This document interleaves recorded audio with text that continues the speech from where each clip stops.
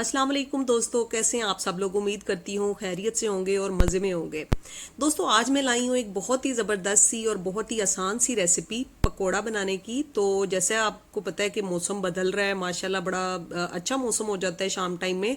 तो कई दफ़ा दिल करता है कि चाय के साथ या फिर केचप के साथ पकोड़े होने चाहिए या चिप्स होनी चाहिए। तो आज मैं आपको बताने जा रही हूँ पकोड़े बनाने की आसान रेसिपी। तो चलते हैं, स्टार्ट करते हैं।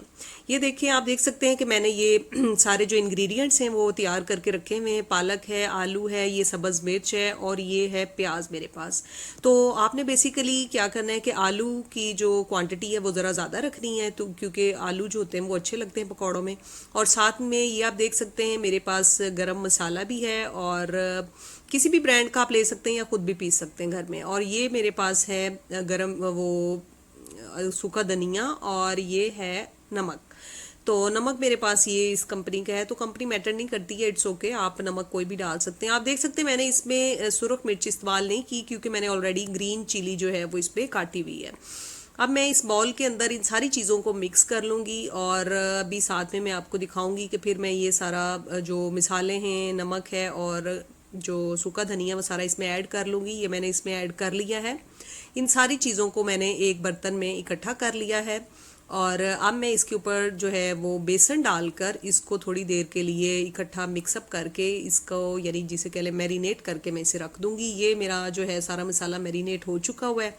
और साथ ही अब मैंने एक फ्राइंग पैन में ऑयल गरम करने के लिए रख दिया हुआ था। तो अब मैं देखती हूँ कि वो ऑयल जो है वो गरम हो चुका है, और साथ साथ मैं आपको ये पेस्ट दिखा रही जो मैंने बनाया है।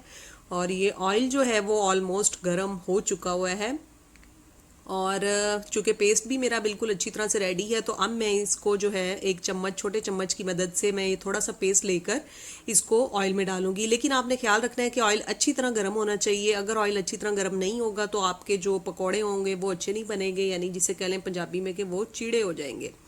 तो अब आप देख सकते हैं कि जितनी जगह होगी फ्राइंग पैन में, अकॉर्डिंग टू स्पेस आप उसके बीच पे मज़ीद पकौड़े डाल सकते हैं। पकौड़ों की अच्छी बात ये होती है कि इसकी कोई शेप नहीं बनानी पड़ती है, किसी भी शेप में बन सकते हैं। क्योंकि रोटी का जैसे होता है कि जी रोटी गोल होनी चाहिए, ऐसा है, तो फिर ये ऐसा कोई इशू नहीं है। तो पकौड़े किसी भी शेप में हो सकते हैं।